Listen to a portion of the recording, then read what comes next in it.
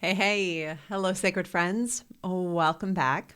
I am Lori Andress, and I'm really happy to be connecting with you today. It has been a really busy week, really busy, but also a fantastic, really soulful, busy week. This week, I have been facilitating the Activated Soul 5-day journey. This journey has been a quest for deeper purpose and meaning, a journey within, one of inner exploration and attuning to our own inner wisdom, unique gifts, and the ways that our gifts want to be shared with others, to be shared as medicine in our lives, whether it's with our family and friends and loved ones, our neighbors, our community, through our work in the world, whatever that may be. This has been a really beautiful experience and wonderful opportunity to connect with an amazing and dynamic group of individuals. Lots and lots of beautiful insights, ahas, nuggets of wisdom, and so many other things emerged through this time together. I really love this opportunity to sink deeper into journeys and experiences, to move through a deep healing and transformational process, to really create space for connection within and connection with nature and connection with spirit. And these past couple days really have done that. Well, over the years, as I've facilitated countless different transformational experiences, from retreats to programs to evening activities to 5-day events such as this one of the things that I've really come to know is that as I hold space for the energy of transformation or the energy of the experience, I too embark upon the journey. And part of being able to map the energy of what's unfolding and hold space for what's unfolding, to translate and understand and connect with the energy and the themes, is for me to take that journey as well, to embark upon it. So a lot of nuggets of insight and wisdom emerge along the way, through dream time, through daily activities when I'm out for walks and spending time in meditation and stuff like that. Things will show up. Well, one of the things that really showed up for me through this last journey, which is what I want to talk about today, was the theme of the pioneering spirit or the trailblazing spirit, that energy of being out ahead, being a waymaker, the person who is willing to really push the edges in their own lives. And I don't mean it from a place of overworking. I mean it from the place of creatively stretching beyond what most people think is possible, what most people expect. And doing this in a spiritual arena, in the spiritual path. So I want to share the story that really actually popped up. So we're going to sink into a bit of story time today, a little Lori story. So this goes back to 2014. Just as 2014 kicked off, just after the new year, my grandfather passed. And as I was at his funeral, there was a man there who delivered a eulogy.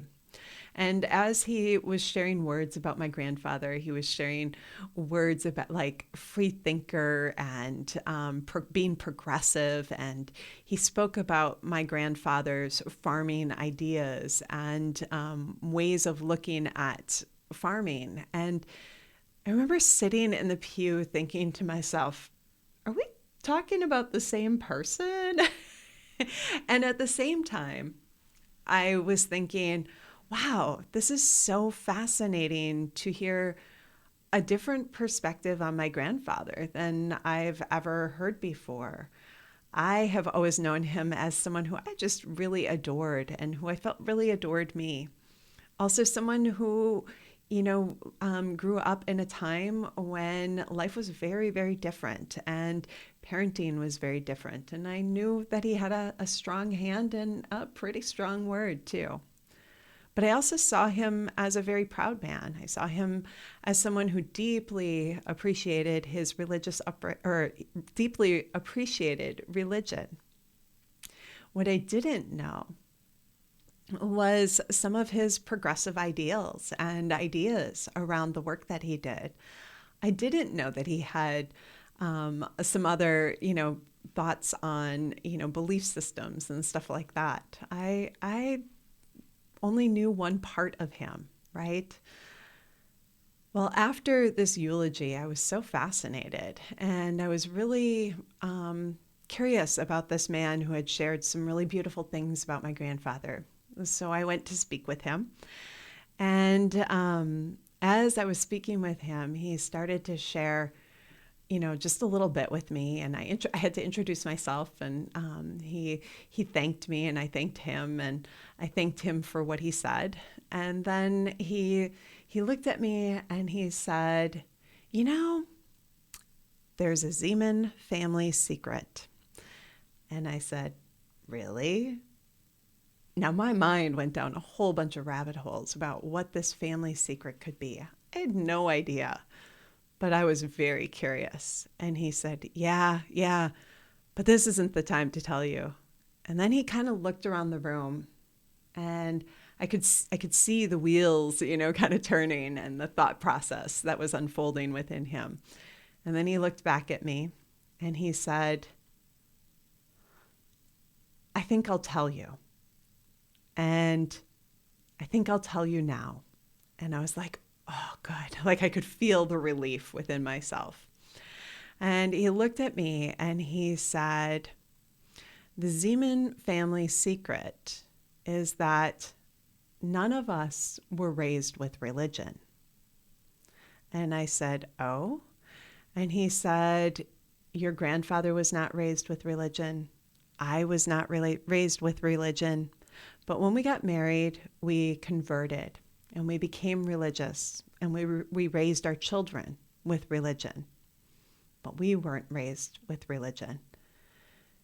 And I said, oh? And he said, the Zemans were free thinkers. And I said, oh? There were lots of O's in this conversation. And he said, your grandfather and I are the last of the free thinkers. And he started to become very emotional. And he said, he went on to talk about how, nobody in his lineage was raised in that way. And I looked at him and I said, oh, no, you're not the last. I am too. I'm a free thinker. And with that, I could just see the exhale within him. I could see this opening space. It was just a beautiful moment. Now, at the time, I didn't really know exactly what that meant. I wasn't aware of some of the lineage aspects of it, but I knew that my thoughts and my ideas about spirituality were unconventional. They were pretty free thinking. And I think they made a lot of people uncomfortable in my world. But in that moment, he gave me a lot of comfort knowing that this actually was a part of my own lineage. It just had been lost along the way in the process of getting to me, in the process of getting to my point of life that had changed. The day after the funeral, I set out on a road trip. I spent the following couple months in Arizona. I spent a month in Arizona and 2 months in Southern California. Then I came home, and then Chris and I packed everything up and we went on another road trip. And on that road trip, we were intending to find a place to move.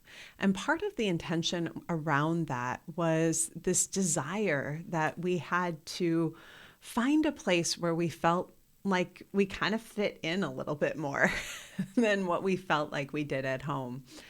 And we were looking for a place where some of our out of the box thinking would be met and received a little bit more with a little bit more ease, where we would maybe feel a little bit more comfortable with some of our own thoughts and ideas. And so we set out on this trip, and it was one of the most fascinating trips. Every place we went, it was like such a clear no, clear no, clear no, clear no. And then we landed in a place where we thought, oh, this could work. This feels like a fit. And this feels good for us. And so the whole way home, we started talking about what that would look like if we were to move out there. And we were starting to kind of make plans, and yet something just felt a little bit off. We drove all the way home. And, as many road trips, as you wind down in the final, stretch of the trip, this was one of those stretches where Chris and I decided we just wanted to muscle through the last, stretch. And we drove through the night, and we arrived home at about 5 o'clock in the morning, just as the sun was rising. And we pulled into our driveway. And as we pulled in, we just sat there for a moment, just kind of in awe of the beauty of the sunrise. It was one of those perfect dewy mornings when the sun was coming up and everything was a little bit wet and twinkling and sparkling, and the garden was in full bloom, and it was magical. Everything felt magical. We both sat there and kind of just exhaled, and then we looked at each other and almost together said, we're home. But the feeling wasn't that, oh, thank goodness we're home after this long drive. The feeling was, we're home. We're home in the exact place we're meant to be. Yeah. And this is where I think I want to start this conversation around the trailblazer, the pioneering spirit, the waymaker. I think in that moment, Chris and I had a very clear knowing that there isn't someplace else we need to be. Where we actually need to be is exactly where we are. And the reason we need to be here is because the gifts we have to share, the unique perspectives we bring, the ways we see spirituality and life just a little bit differently, they're needed here. There is a place for them. And rather than feeling like we need to tuck away our light, tuck away our gifts, hide them, or try to fit in, we needed to actually amplify them, to let them grow, to let them expand, and to let them shine even more brightly in the world. So I want to invite you to actually just take a pause and take a deep breath and just tune in within yourself and notice where within yourself you identify with the energy of being a trailblazer or having a pioneering spirit. Now, you might hear those words and you might think, oh, people call me, a rebel or someone who's out of the box, or, I always feel like I just don't fit in. I want to invite you to sink in a little bit different and just reframe that, reframe those words, and recognize that what if perhaps instead of feeling like you are way outside of the box, you're actually just ahead of the curve. Yeah. What's so funny to me is that a lot of the things that I was doing in my work and in my business back in 2014, people weren't quite ready for, or at least I thought they weren't. but they actually were. And it has taken time over the years. I've seen this unfold many, many times with many different things that I've done. I've seen the ways that I've been ahead of the curve, right? And then a couple of years later, what I was doing is it's like it catches up. And at the time, I've noticed that there were experiences where I felt a bit of sadness. But the thing that showed up this week as I was sinking into the activated soul quest was a new reframe for myself. And the reframe was that the space was being created for others to really step in. It was the inspiration that was being offered. It was the familiarity that became safe for other waymakers to step forward.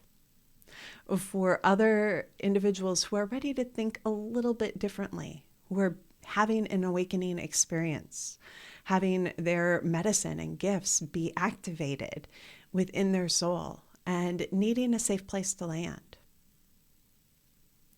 My sense is that a lot of you can relate to this idea. You can relate to the idea of being ahead of the curve, being ahead of the pack, being outside of the box, being the rebel spirit. But what if instead you were a pioneer? What if instead you were a trailblazer, creating space for the time that is here?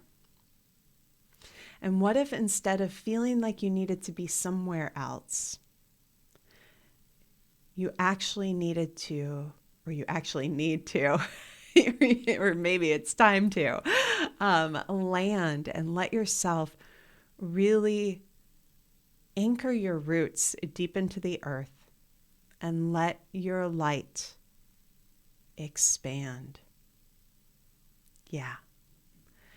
Yes. I think this is really one of the big themes right now,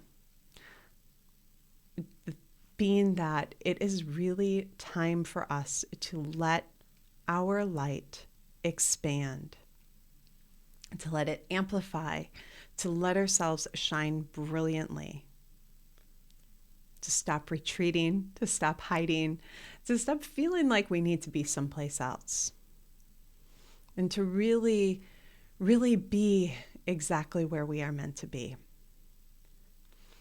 Now, I understand that this can look a little bit different for each of us, and we all have our own story and, experiences around this. And I'm really sharing my story around that.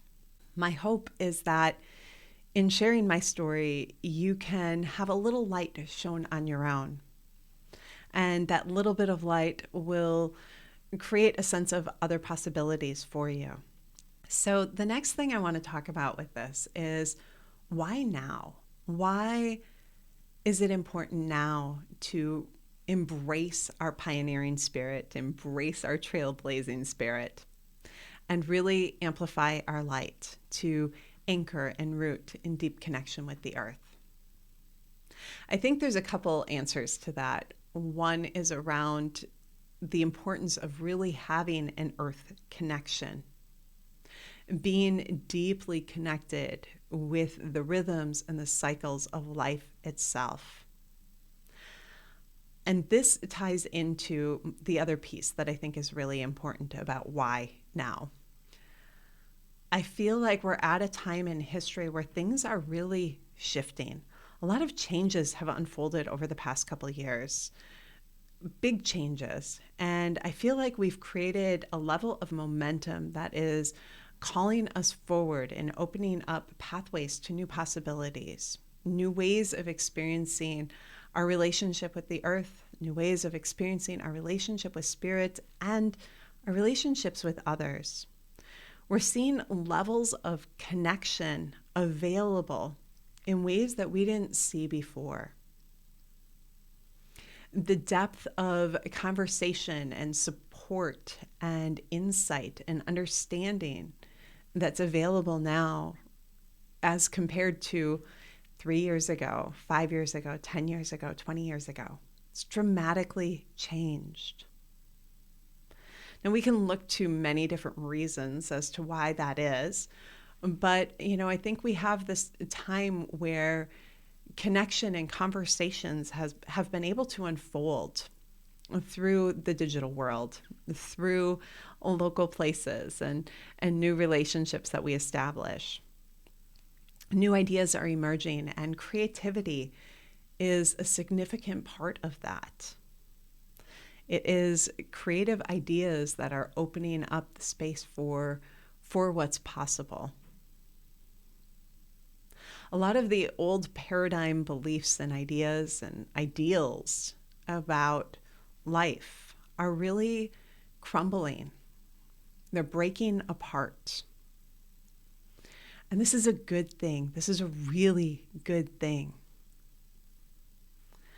With that, there's going to be some discomfort, and there's space being created. Independent thinkers, free thinkers, creatives, trailblazers, and pioneers. This is your time. This is your time. This is your time to step forward and lead. Lead for yourself. Lead for your family. Do it in small ways. Do it in big ways. I think so often we have this old paradigm ideal of what it means to lead. We need to let that break down as well. Leading needs to come from within, and it needs to be a part of all facets of our culture, our society, our relationships. We need to call ourselves forward with higher expectations within each of those places. We need to call ourselves forward with creative ideas. And we need to hold light for others. I know in some ways this can sound a little heavy, but the thing that I think is really beautiful, actually, is that the type of leadership that we're being called to isn't about standing, with a, strong iron fist and, leading the way. It's about being authentic and being in truth and alignment with our own gifts and abilities and unique ways that we have always been called to show up in life. It's much more subtle. It's much more nuanced. And it is filled with love and compassion and deep presence. Yeah. So these are the things that I've been playing with in my thoughts and in my mind this week as I've moved through the activated soul journey and allowed myself to really sink in. It's a powerful thing, and we're living in a really beautiful time. I want to invite you to embrace the beauty of this time. This is a very defining time for all of humanity and for Earth itself. And I really believe part of defining that is returning our connection and relationship to what's natural. What's natural. Yeah. So with that, I want to invite you to find your pioneering spirit. Let your light shine just a bit brighter this week. Notice the soft, gentle places where your unique gifts want to show up and be shared with loved ones, where your words are a balm for a moment of conversation, where your thoughts and ideas light up another person. We're simply walking down the street and offering a smile to another person creates a ripple of light in the world. It's simple, it's beautiful, and it's meaningful.